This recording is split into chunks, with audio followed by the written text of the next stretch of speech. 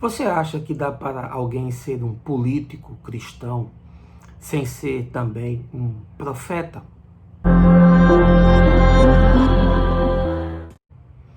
O dia de hoje não começou bem para o pastor Everaldo, presidente do Partido Social Cristão, e que concorreu na última eleição a presidente da República, ficando em quinto lugar. O Supremo Tribunal de Justiça deu ordem para que o pastor político fosse preso, acusado de corrupção e lavagem de dinheiro, dinheiro que foi desviado da saúde do Rio de Janeiro para que seja aplicado em coisas escusas. Ora, como é que se desvia no meio de uma pandemia do estado que teve o segundo número em quantidade de mortes, que desencadeou um sofrimento sem precedentes na população e em algumas milhares de famílias? Como é que se desvia dinheiro que está tentando patrocinar a vida, salvar pessoas para interesses pessoais? É uma coisa impensável.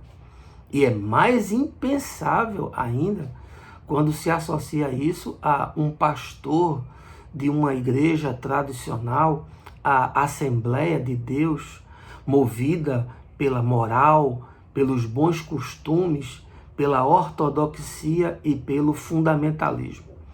O pastor Everaldo é conhecido como um grande articulador político no estado do Rio de Janeiro e amigo pessoal do governador Wilson Witzel, que hoje foi afastado do cargo por ser considerado comandante do esquema de corrupção que acontece na saúde.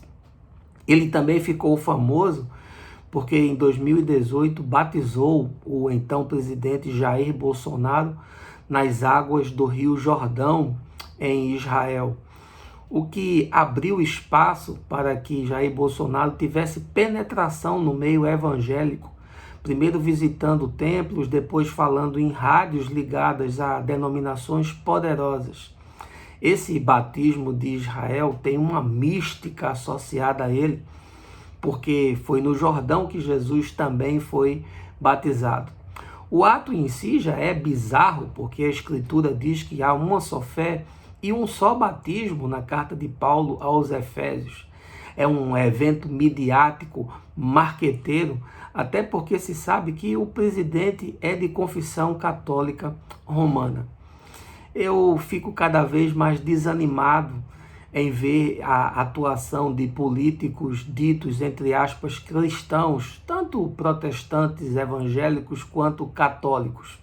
Essa bancada evangélica no Congresso Nacional é formada de fisiologistas, de lobistas, de gente que vive em busca de interesses de coronéis e donos de igreja e de denominações. Você não vê praticamente nada proveitoso em favor da vida sendo realizado. É uma casa de horrores. E o que chama a atenção é que o povo, entre aspas, de Deus, vota nessa gente, coloca eles lá para defenderem supostos interesses do reino de Deus, que não tem qualquer ligação nem com Jesus, nem com o Evangelho. Esse batismo do pastor Everaldo é meio que algo feito em nome do poder, da grana e da corrupção. Jamais uma ação feita em nome de Jesus. Quando eu olho para as Escrituras e vejo a atuação de homens que trabalharam na política, como no caso de José do Egito e também de Daniel na corte de vários reis ali na Babilônia, a gente percebe que eram homens íntegros, com o seu coração cheio de fé e com uma atuação profética. Ora, eu não acredito que nenhum político possa exercer um chamado, sendo discípulo de Jesus, sem ser um profeta. E qual é a característica principal do profeta no Velho Testamento? É a independência. O profeta é um homem que enfia a mão e o dedo na cara do rei. O profeta confronta o sacerdote, o levita. O profeta é um homem independente. Ele não senta na mesa dos poderosos para comer. Ele é um homem que só tem compromisso com Deus e com as verdades e os valores de Deus. Sendo assim, eu até poderia acreditar em algum político dito cristão, mas em qualquer outra circunstância vejo apenas que essa gente se junta para fazer maracutaia e lobby e para envergonhar o nome de Jesus. O apóstolo Pedro fala na sua epístola que se alguém for preso, se alguém sofrer algum dano, se alguém for perseguido, que não seja como homicida ou como ladrão ou como alguém que se interfere em negócios dos outros, recomendando a boa prática de conduta daqueles que amam a Jesus. Que pena que o pastor está sendo preso. Não sei se as provas são consistentes o suficiente para condená-lo. E não posso fazer isso, mas o escândalo por si só já é uma desgraça sem precedentes. Eu quero desafiar você, amigo. Vai vir eleições aí.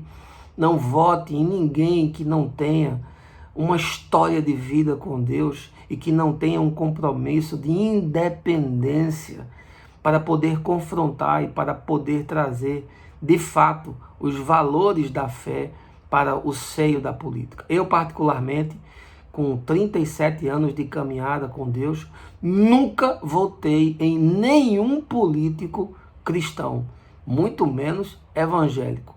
Para mim, todos eles vivem dentro de uma áurea de conluio, de interesses nefastos, de fisiologismo, e os escândalos estão aí. Numa semana, flor de lis. Agora na outra, o pastor Everaldo. Vamos conversando por aqui.